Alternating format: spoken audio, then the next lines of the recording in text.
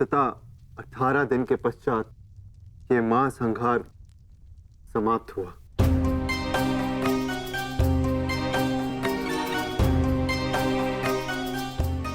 युद्ध भूमि को त्यागने से पूर्व युद्ध को संपूर्ण नहीं समझा जाता धर्मराज।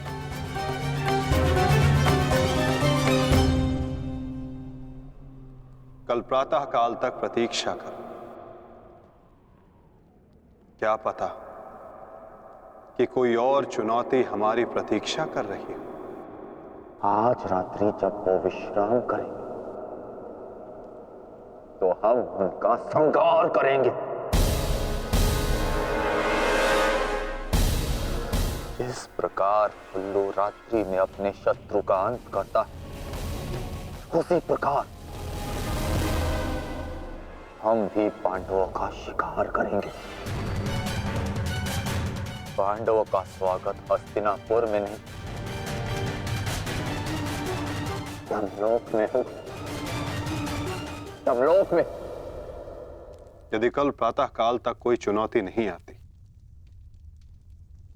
तो ही इस युद्ध को समाप्त समझना धर्मराज। किंतु माधव, अब हमें चुनौती देने के लिए शेष बचा ही कौन है? अश्वत्थामा।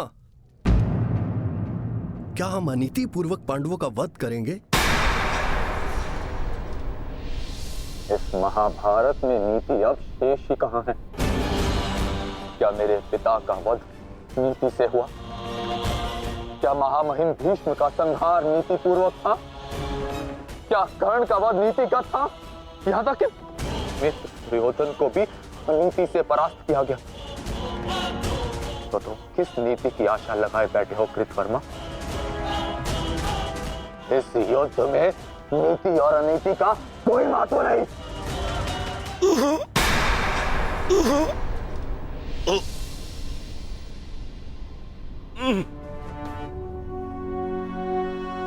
महत्व है तो केवल विजय का। महत्व है तो केवल प्रतिशोध का।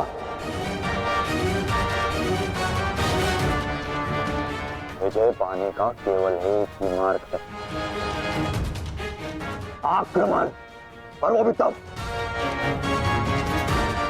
जब शत्रु निद्रा में लीन हो। अपने शस्त्र के साथ सज्ज रहो कृतवर्मा, और रात्रि की प्रतीक्षा करो।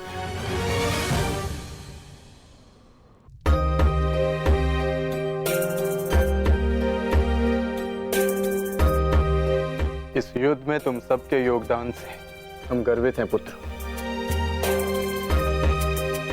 इस युद्ध में तुम सबका प्रदर्शन प्रशंसनीय था। युद्ध अब समाप्त हो चुका है और भोजन के पश्चात तुम सबको विश्राम करना चाहिए। पुत्र ही क्यों, उनके पिता भी निश्चित होकर विश्राम करेंगे।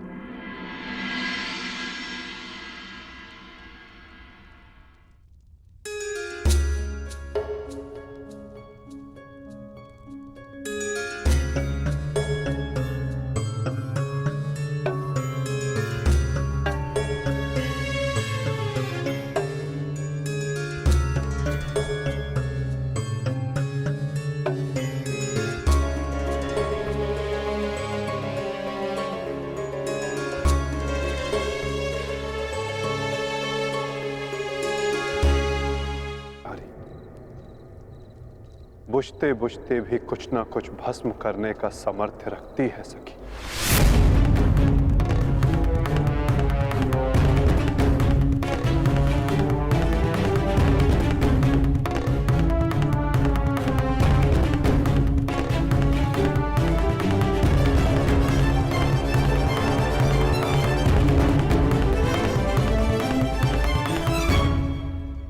ये माधव क्या कह रहे थे?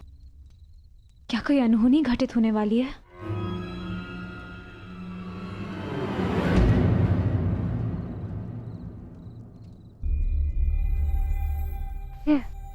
क्या हुआ पांचाली?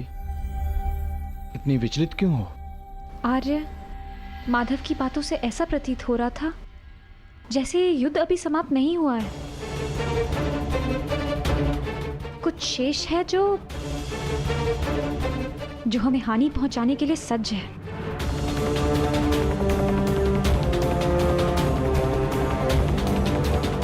माधव की कोई भी बात कभी भी निरर्थक नहीं होती। हमें उनकी बात के पीछे अर्थ को समझना होगा।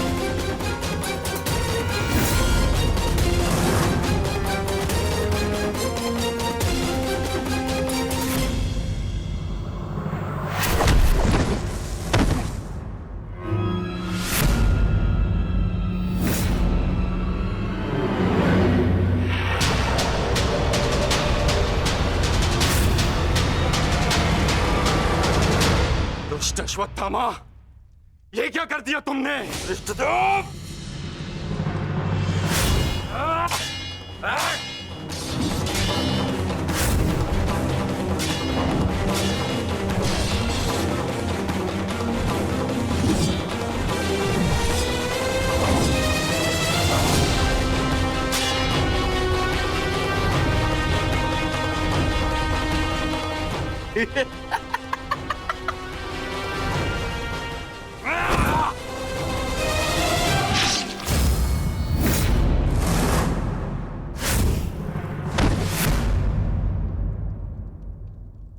ये छटपटाहट जो आज तुम अनुभव कर रहे हो धृष्टद्युम्न,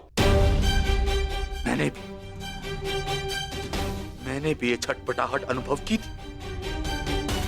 अब तुमने मेरे पिताश्री का शीश उनके धड़ से भिन्न कर दिया था।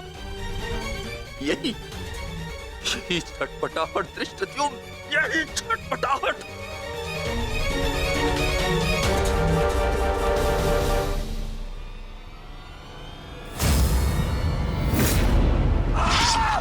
धृष्टद्युम्न, हटो हटो।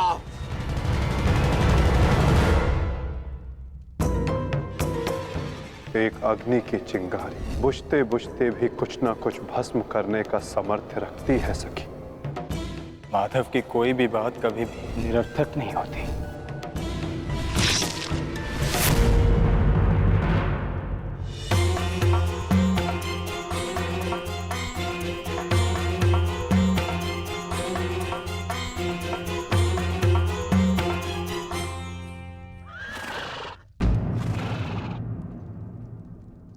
कौन है वहां?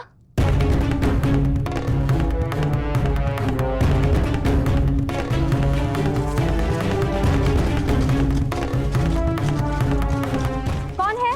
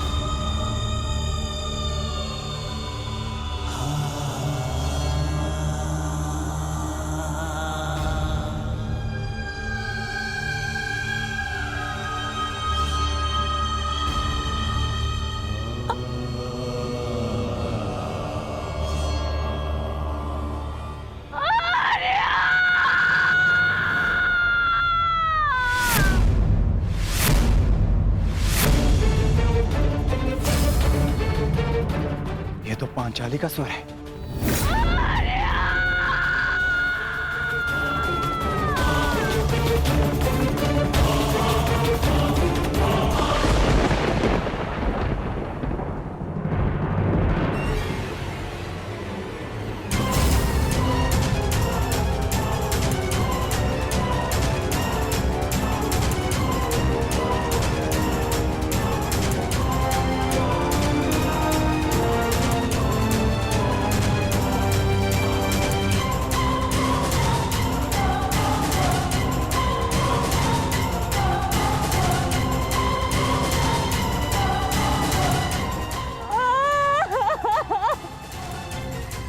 ये सब क्या हो गया?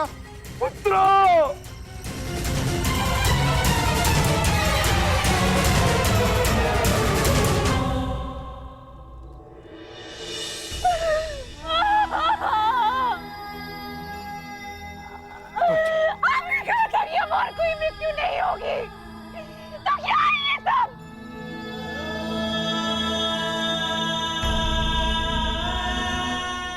आपने कहा था कि युद्ध समाप्त हो चुका है, तो मेरे किस बात का प्रतिशोध है?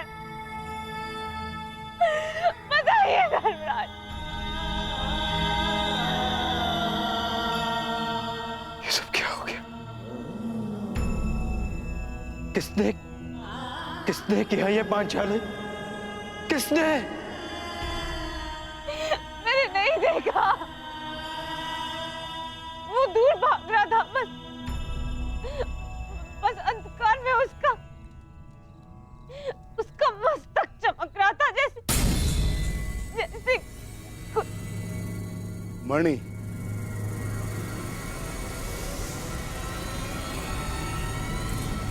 अश्वत्थामा।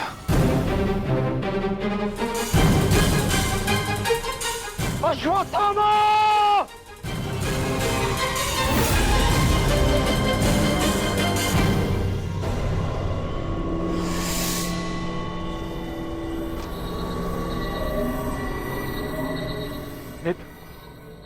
मित्र, हमारा प्रतिशोध पूर्ण हुआ मित्र।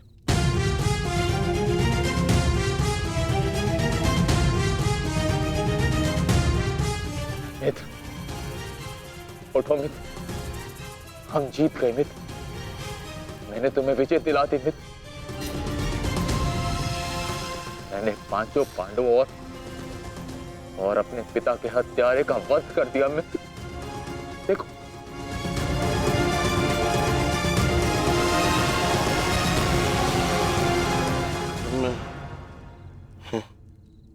मैं उनका शीश देखना चाहता हूँ।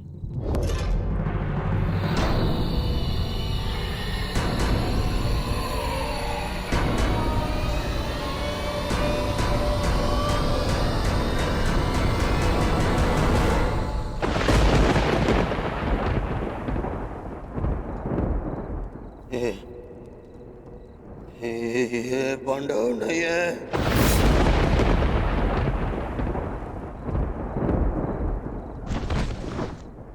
ये क्या किया मूर्ख? ये क्या कर दिया तुमने? ये पांडव नहीं है, ये पांडवों के पुत्र हैं। ये तुमने क्या कर दिया अश्वत्थामा? मेरे कुल को जल चढ़ाने वाला भी कोई शेष नहीं छोड़ा तुमने अश्वत्थामा। आज समझ में आ गया कि प्रतिशोध की अग्नि स्वयं को ही जला देती है। ये क्या कर दिया मैंने? नहीं मित्र। अश्वत्थामा!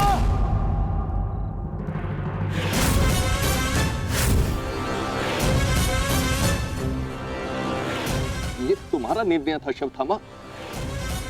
मेरे लिए तो युद्ध समाप्त हो गया था। अब इस संकट को तुम ही झेलो।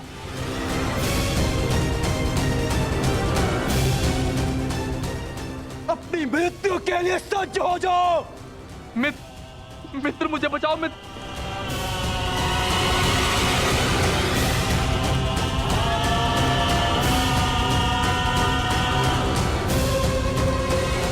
अश्वत्थामा!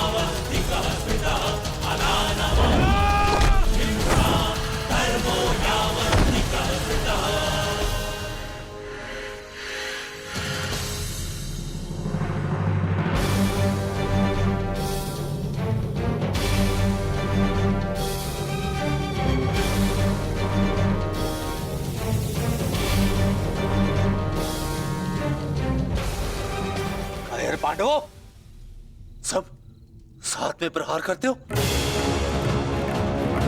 अगर साहस है तो एक एक करके आओ। तो ठीक है, चुनो किसे चुनौती देना चाहते हो तुम।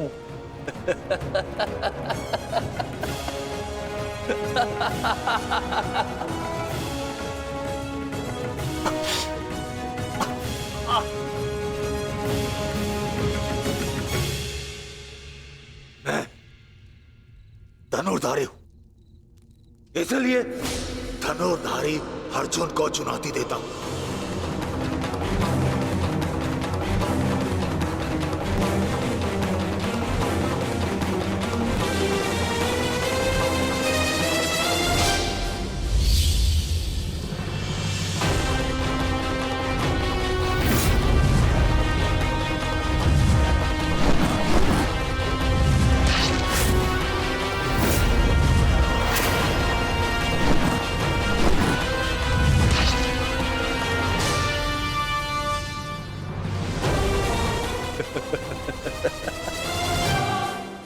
तुम कर्ण से श्रेष्ठ थे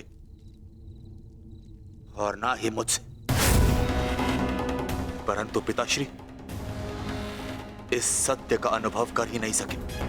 परंतु आज मैं तुम्हें इस सत्य का ज्ञान करा के ही रहूंगा। आज मैं वो कर दिखाऊंगा जो मित्र कर्ण भी ना कर सका, क्योंकि ना तो मुझ पे किसी श्राप की छाया है और ना ही किसी दैत्य का भार। मेरा केवल एक ही उद्देश्य है, प्रतिशोध। प्रतिशोध।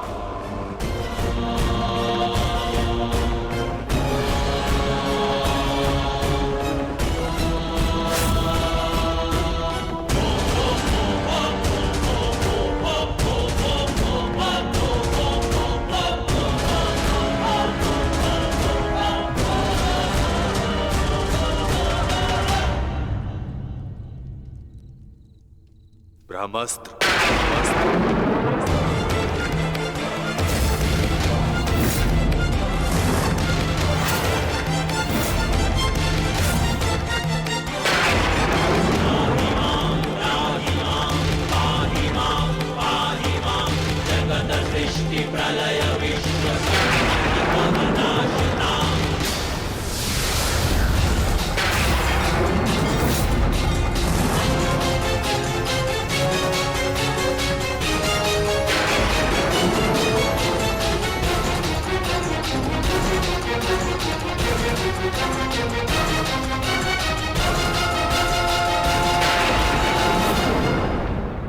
तुम्हें क्या लगता है कि ब्रह्मास्त्र ज्ञान केवल तुम्हें है?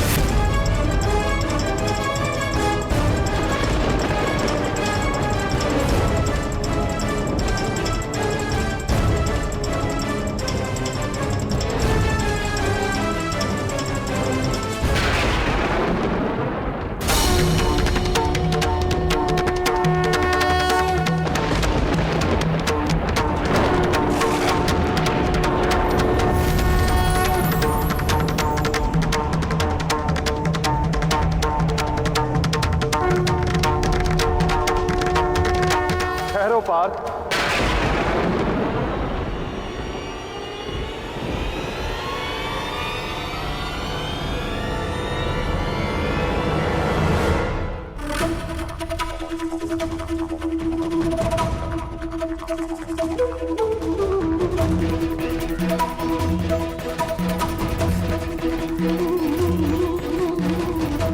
पार्थ, यदि दो ब्रह्मास्त्र आपस में टकराए तो ये धारा जीवन विहीन हो जाएगी।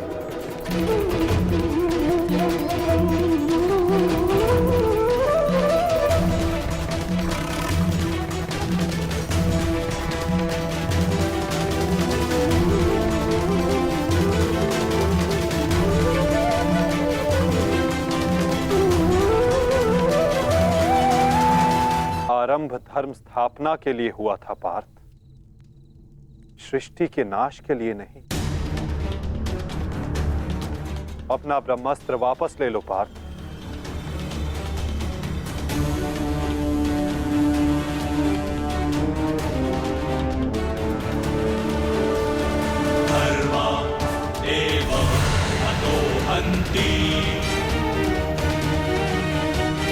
धर्मो रक्षति रक्षितः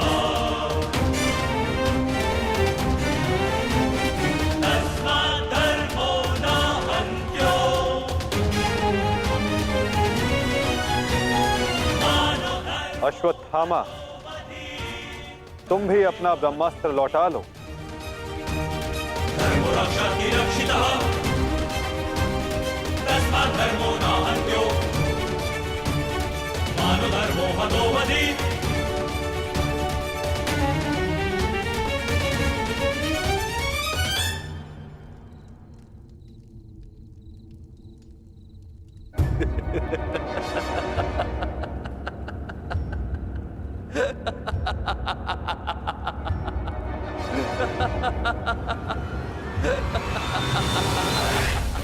मुझे लगता था कि मेरे पिताश्री सबसे अधिक प्रेम मुझसे करते, अपने पुत्र से, परंतु नहीं। इसी क्षण ये ज्ञात हुआ कि वो अधिक प्रेम इस अर्जुन से करते।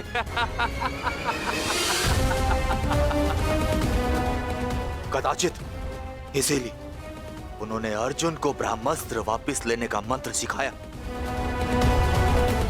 परंतु मुझे, अपने पुत्र अश्वत्थामा को नहीं।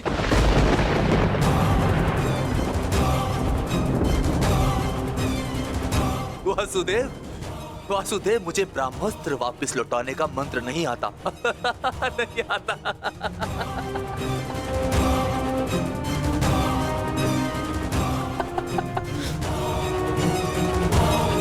इसीलिए अब मुझे इस ब्रह्मास्त्र का संधान करना ही होगा। परंतु नियम अनुसार तुम उस पर ब्रह्मास्त्र का संधान नहीं कर सकते जिसने तुम पर से साधा हुआ ब्रह्मास्त्र लौटा लिया हो अश्वत्थामा। अब तुम इस अस्त्र का संधान अर्जुन पर नहीं कर सकते अश्वत्थामा। तुम्हें इसका संधान अब किसी और दिशा में करना होगा।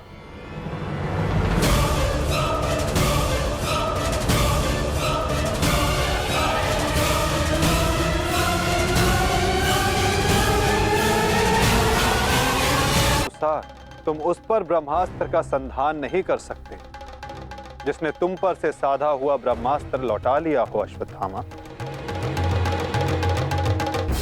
अब तुम इस अस्त्र का संधान अर्जुन पर नहीं कर सकते अश्वत्थामा। तुम्हें इसका संधान अब किसी और दिशा में करना होगा।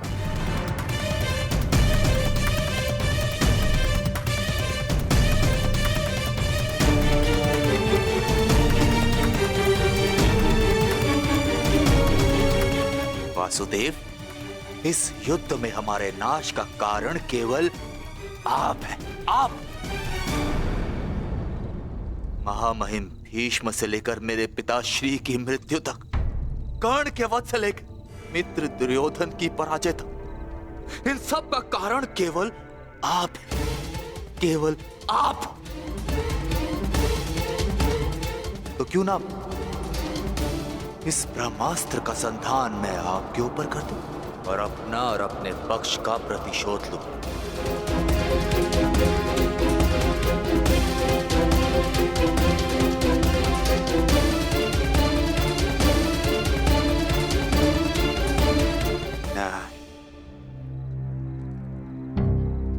नहीं वासुदेव, नहीं।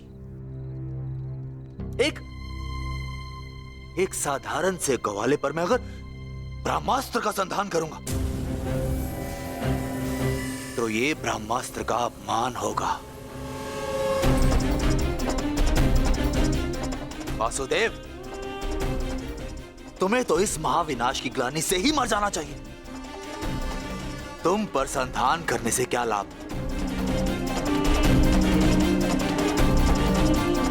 ज्येष्ठ भ्राता युधिष्ठिर, क्यों ना मैं इस ब्रह्मास्त्र का संधान तुम पर करूं?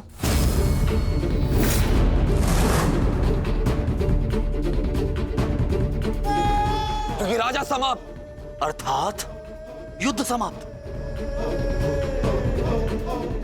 इस एक अस्त्र से मैं इस युद्ध का परिणाम बदल सकता हूं। तुम्हारे प्राण लेकर भ्राताश्री, परंतु नहीं, क्योंकि जिस मित्र दुर्योधन के लिए हमने ये युद्ध लड़ा वो अपने जीवन का युद्ध हार चुका है। इसीलिए इस युद्ध और इस विजय का कोई अर्थ ही नहीं है। भ्राता भीम, गदाधारी भीम, क्यों ना इस ब्रह्मास्त्र से मैं तुम्हारा संहार कर दूं? क्योंकि तुमने मेरे पिता के साथ छल किया और बड़ी निर्दयता से मेरे पिता का अंत करवाया।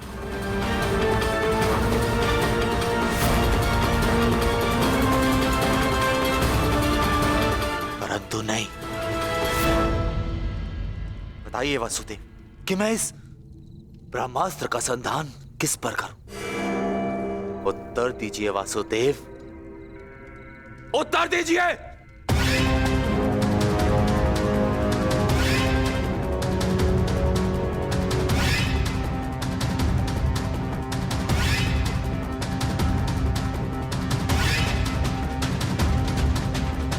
संधान करूंगा, परंतु उस पर जिस पर संधान करने से मेरा वचन पूरा होगा, जो मैंने अपने मित्र दुर्योधन और अपने पिता की जल्दी देह के समक्ष दिया कि मैं पांडवों के संपूर्ण वंश का विनाश करूंगा।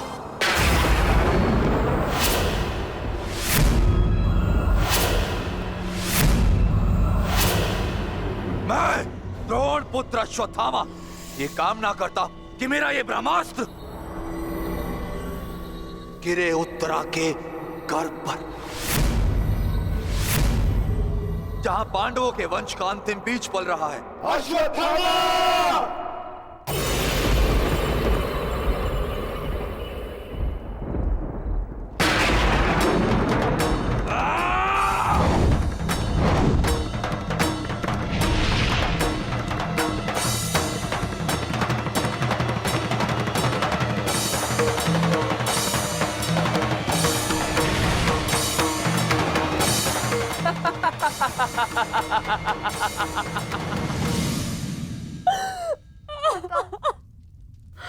था सब।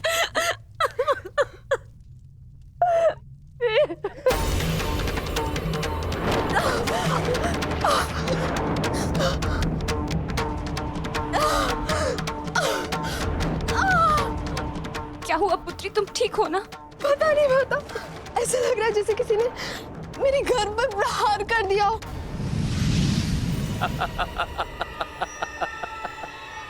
पांडवों के वंश का विनाश। अश्वत्थामा! ठहरो पांडवों, आज तुमने एक ब्राह्मण होने का धर्म त्याग दिया है अश्वत्थामा। अपने इस दुष्कर्म के कारण आज तुम ब्राह्मण नहीं रहे, अपितु एक राक्षस बन गए हो।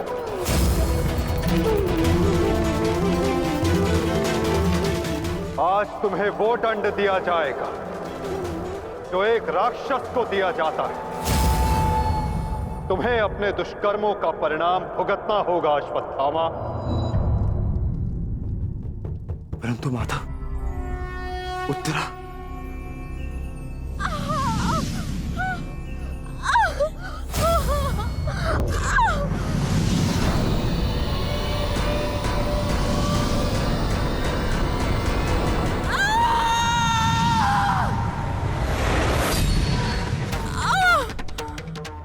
ब्रह्मास्त्र उत्तरा के गर्भ में प्रवेश कर चुका है पार्थ।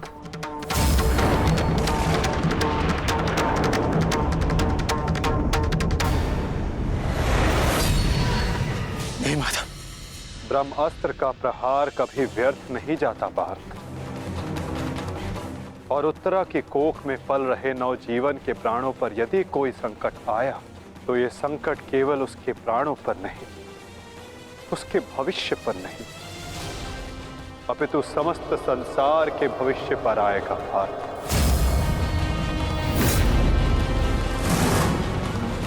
ये इस युग का अंत कहलाएगा पार्थ, अपितु इस नवजीवन की सुरक्षा करना आवश्यक है। धर्म के रक्षण के लिए इस नवजीव का जीवित रहना आवश्यक है पार्थ। माता रक्षा कीजिए, मेरी संतान पे कोई संकट आ रहा है। माता रक्षा कीजिए, रक्षा कीजिए। कुछ कीजिए माधव, ऐसा अनर्थ मत होने दीजिए।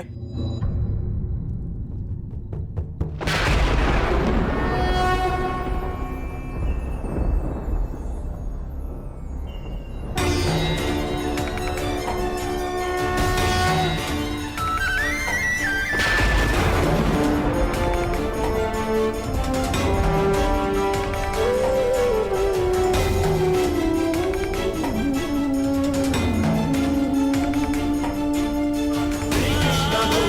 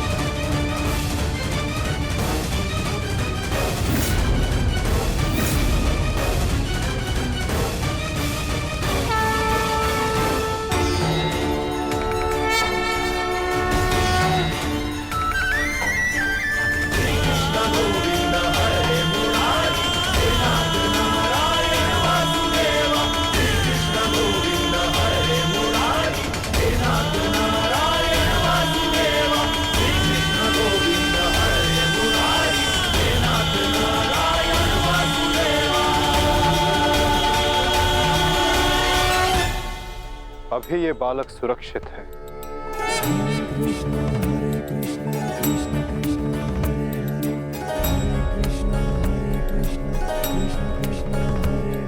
किंतु ब्रह्मास्त्र रूपी काल अभी भी इस पर घात लगाए बैठा है।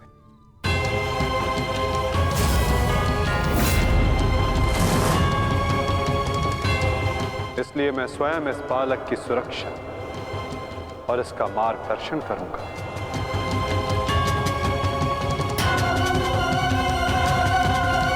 परंतु इस अद्भुत बालक की परीक्षा की घड़ी तो अब प्रारंभ हुई है।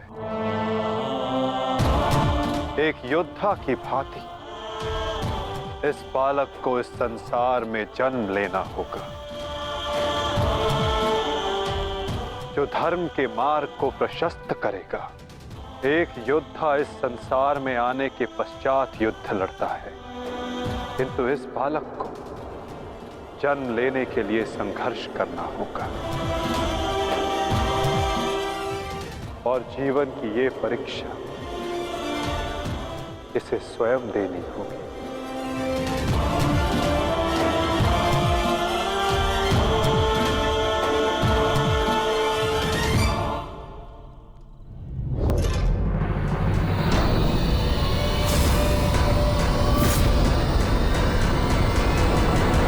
अश्वत्थामा, अब मैं तुम्हें जीवित नहीं छोड़ूंगा। सच्च हो जा मरने के लिए। अश्वत्थामा!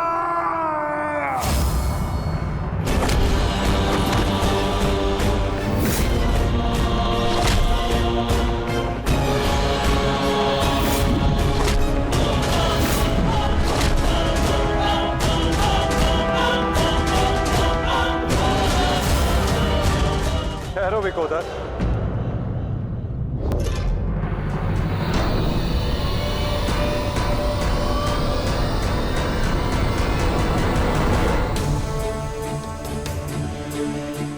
अश्वत्थामा तुम्हारा गुरु पुत्र है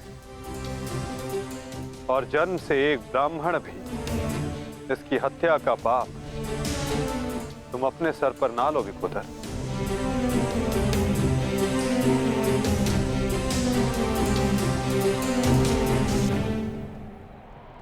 किंतु माधव, इसने जो किया है वो क्षमा के योग्य नहीं।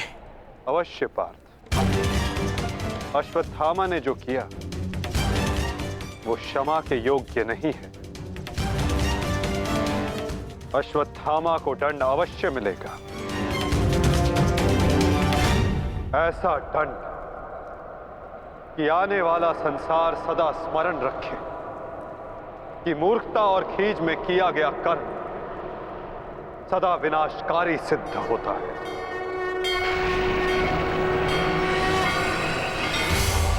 पार्थ, अश्वत्थामा के मस्तक की मणि निकालो।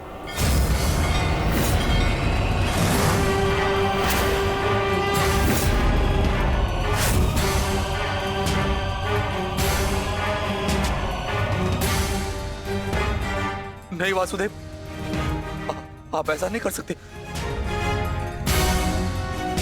देना है तो मुझे मृत्यु दंड दीजिए वासुदेव, परंतु ऐसा मत कीजिए। तुम वीर गति पाने के योग्य नहीं हो अश्वत्थामा।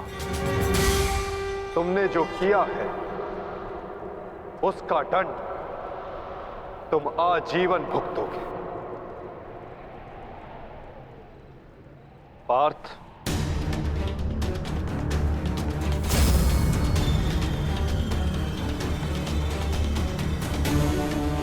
रुक जाओ अर्जुन। अर्जुन, मैंने कहा मेरे पास मत आओ, रुक जाओ। धर्मादेव ततो हन्ति, धर्मो रक्षति रक्षितः। तस्मात् धर्मो न हन्त्यो, मानो धर्मो हतो वधि।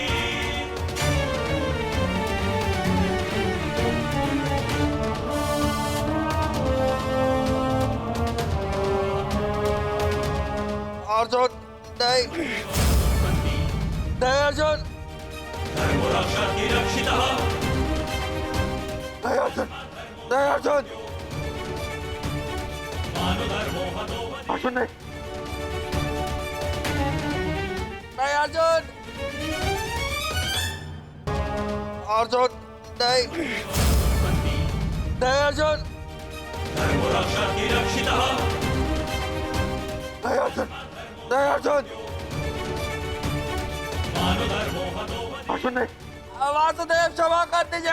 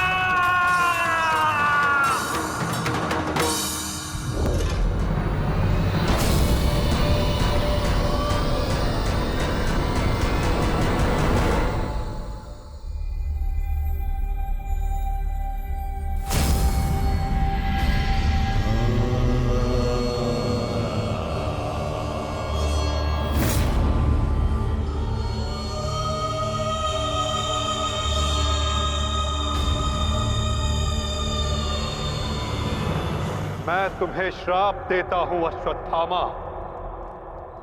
तुम्हारे ये घाव कभी नहीं भरेंगे। तुम चिरकाल तक आजीवन ऐसे सड़ते रहोगे।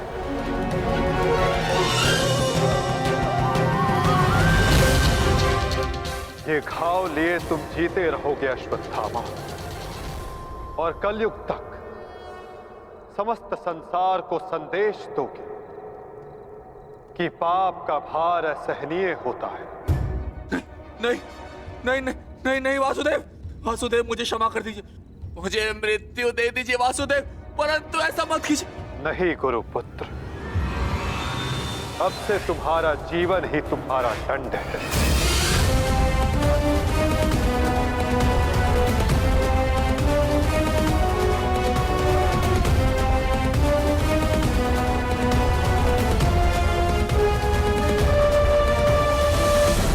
अश्वत्थामा, तुम्हारे ये घाव कभी नहीं भरेंगे। तुम चिरकाल तक आजीवन ऐसे सड़ते रहोगे। ये घाव लिए तुम जीते रहोगे अश्वत्थामा, और कलयुग तक समस्त संसार को संदेश दोगे कि पाप का भार असहनीय होता है। नहीं नहीं नहीं नहीं नहीं वासुदेव, मुझे मृत्यु दे दीजिए वासुदेव, परंतु ऐसा मत कीजिए। नहीं गुरुपुत्र, अब से तुम्हारा जीवन ही तुम्हारा दंड है। ये क्या हो गया विदुर, ये क्या हो गया? एक भूल के कारण मेरा समस्त वंश समाप्त हो गया विदुर, समाप्त हो गया। यदि उस सभा में मैंने अपने पुत्र को रोका होता तो आज मेरे सभी 100 पुत्र जीवित होते।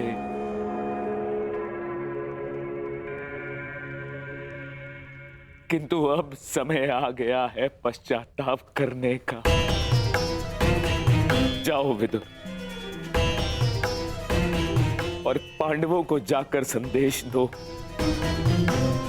कि वो आकर अपना राज्य ग्रहण करें, और भीम से कहना कि वो मेरी सभा में आने से पूर्व वो मेरे समक्ष आए।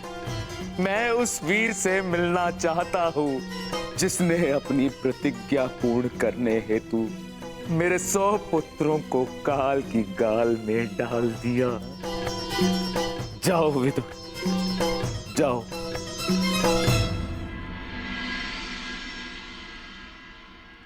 महाराज धृतराष्ट्र की आज्ञा का पालन अवश्य होगा महात्मा विदुर।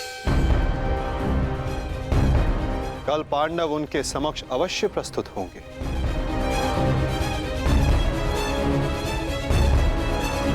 और विकोदर भीम भी।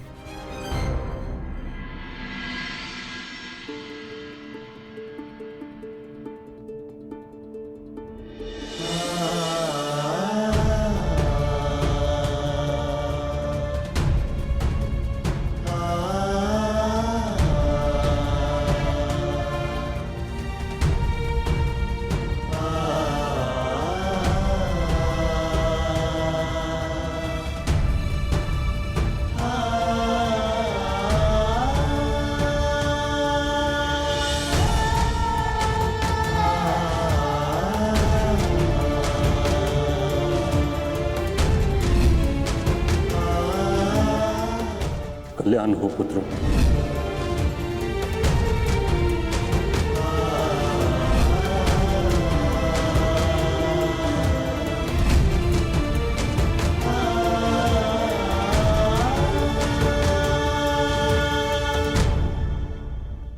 धर्मराज, समय की गति सर्प के समान होती है। वो स्वयं चला जाता है परंतु अपने चिन्ह छोड़ जाता है। ज्ञानी पुरुष बीती से सीख लेकर आगे बढ़ जाते हैं। भूतकाल का स्मरण करके वो अपने वर्तमान और भविष्य को समाप्त नहीं करते।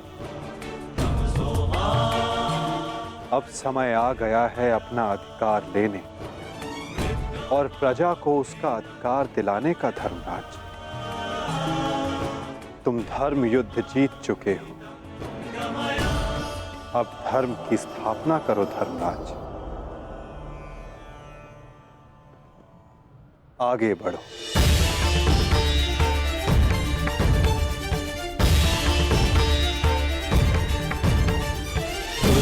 क्षमा शमोस्तेयम् शौचमिन्द्रिय निग्रहा। क्षमा शमोस्तेयम् शौचमिन्द्रिय निग्रहा। निर्विद्या सत्यं क्रोधो दशकं धर्मलक्षणम्। स्वागत है सम्राट। महाराज धृतराष्ट्र आप सभी की प्रतीक्षा कर रहे हैं।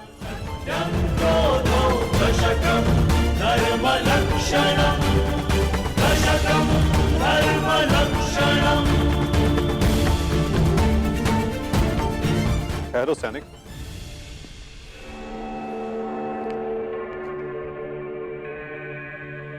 मुझे युवराज दुर्योधन का कक्ष देखना है। आइए वासुदेव।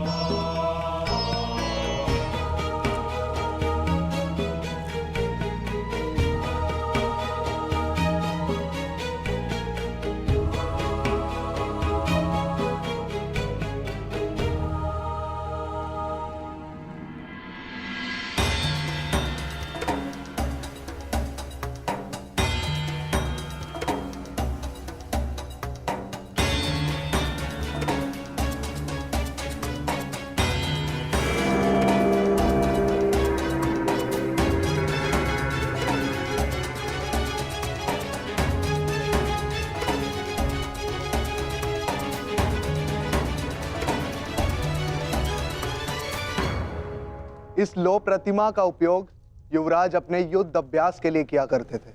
किंतु ना अब दुर्योधन शेष है, ना युद्ध। अब इस प्रतिमा का स्थान बदलने का समय आ गया है।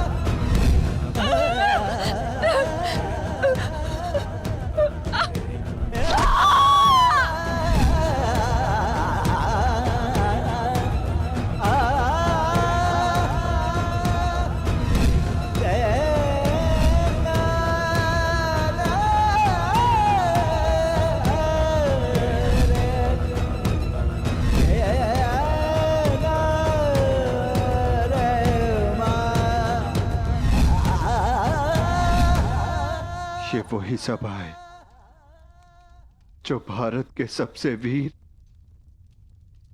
और महान महारथियों से सजी रहती थी, और आज ये रिक्त है।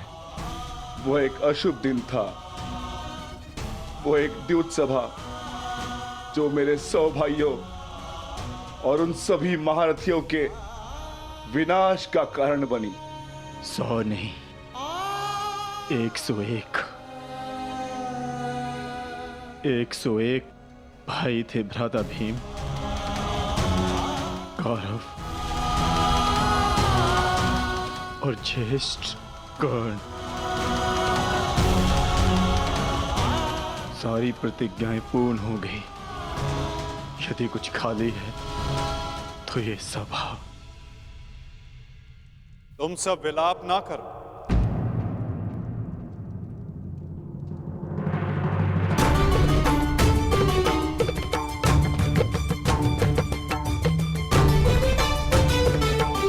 तुम सब ने धर्म के लिए युद्ध लड़ा, ऐसा कुछ नहीं किया जिसके कारण तुम्हें पश्चाताप अनुभव हो। ठीक कहा वासुदेव।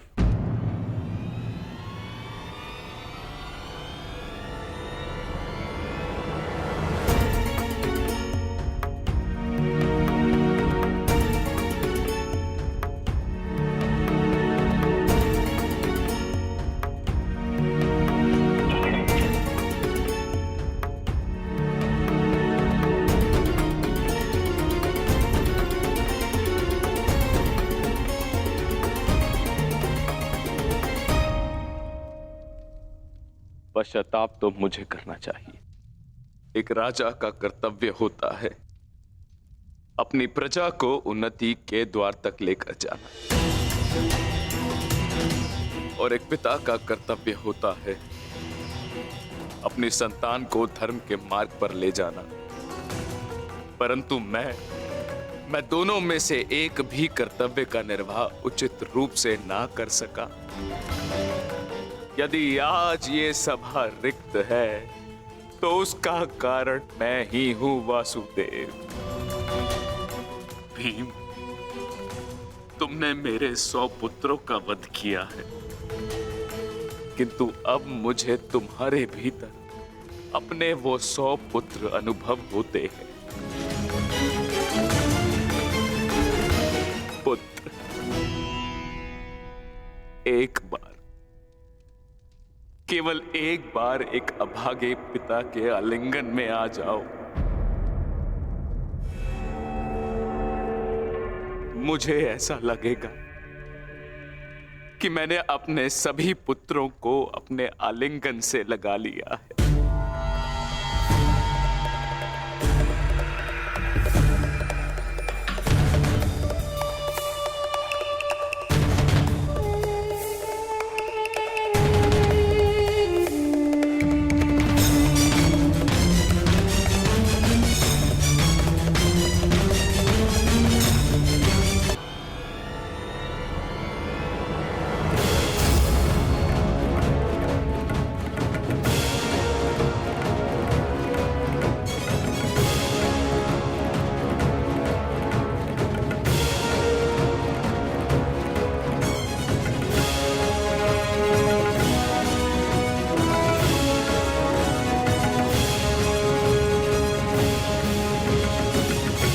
तुम्हारे अंदर 100 हाथियों का बल है ना भीम,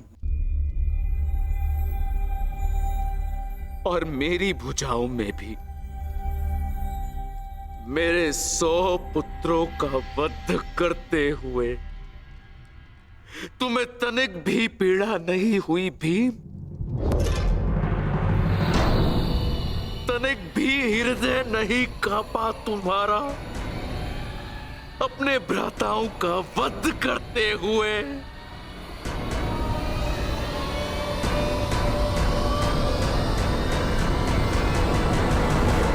दुर्योधन,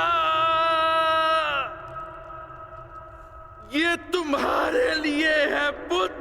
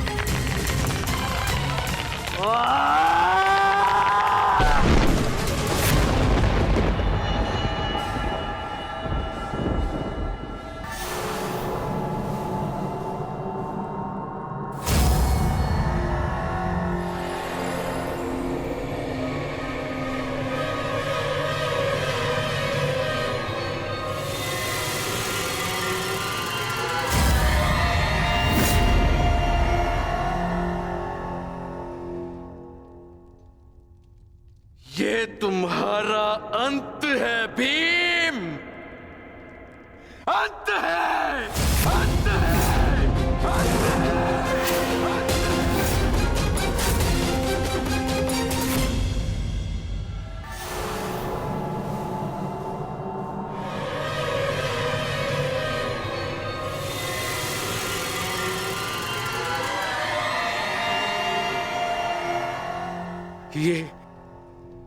ये मैंने क्या कर दिया?